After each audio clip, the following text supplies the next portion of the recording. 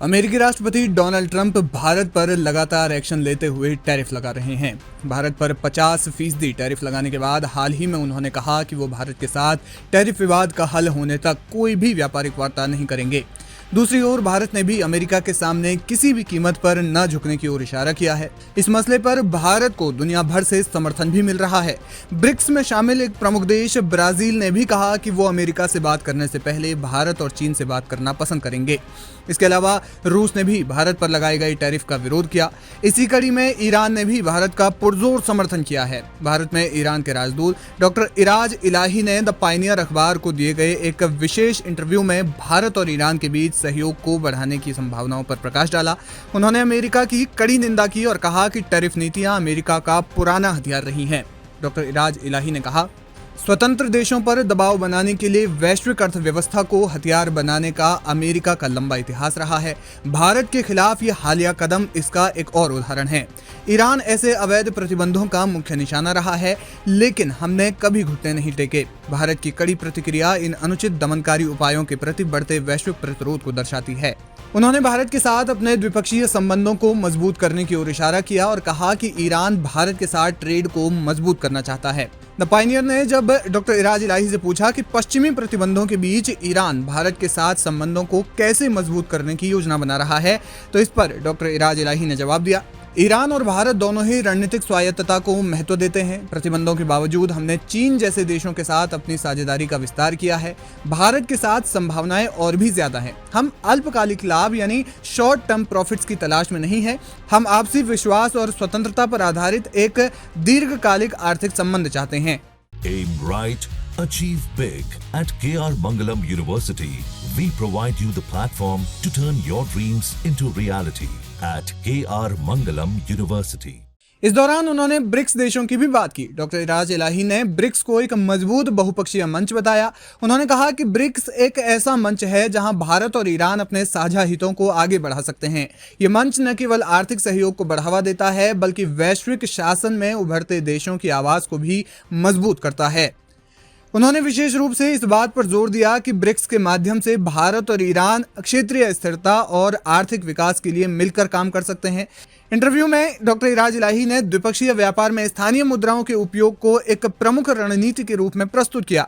उन्होंने कहा कि भारत और ईरान को अपने व्यापार में स्थानीय मुद्राओं जैसे भारतीय रुपये और ईरानी रियाल का उपयोग करना चाहिए। इससे न केवल अमेरिकी डॉलर पर निर्भरता कम होगी, बल्कि दोनों देशों की आर्थिक प्रतिरोधक क्षमता भी बढ़ेगी। कुल मिलाकर उन्होंने भारत और ईरान के संबंधों को मजबूती देने की कोशिश के रूप में वर्णित किया और अमेरिका की आर्थिक नीतियों की खूब आलोचना की।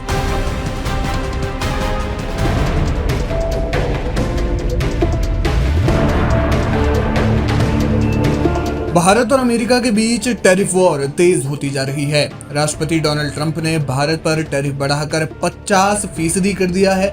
उन्होंने धमकी दी है कि वे आगे और भी एक्शन लेंगे। इसी बीच ईरान ने अमेरिका की निंदा करते हुए भारत का साथ दिया है। नई दिल्ली में ईरान के राजदूत डॉक्टर इराज इलाही ने अमेरिका पर अर्थव्यवस्था को हथियार के रूप में इस्तेमाल करने का आरोप लगाया।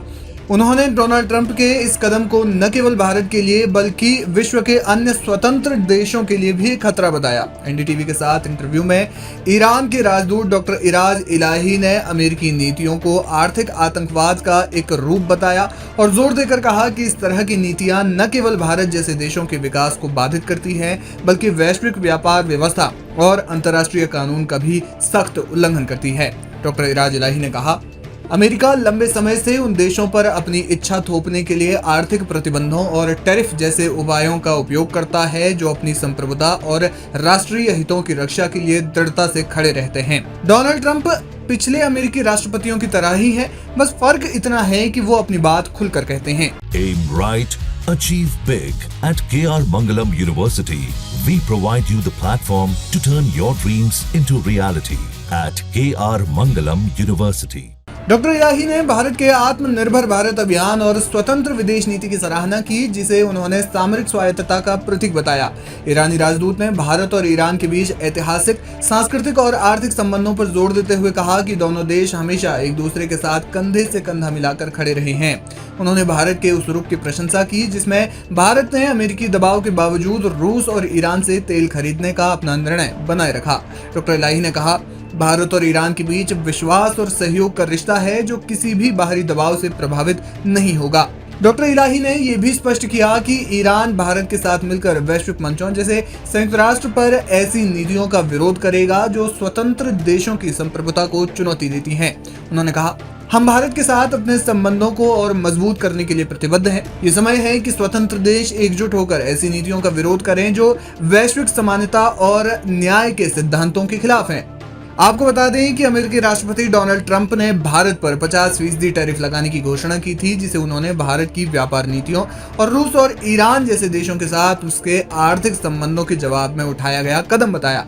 इस फैसले ने भारत और अमेरिका के बीच व्यापारिक तनाव बढ़ा दिया है। हालांकि भारत ने भी इस टैरिफ वॉर में उचित कदम उठाने की बात कही है।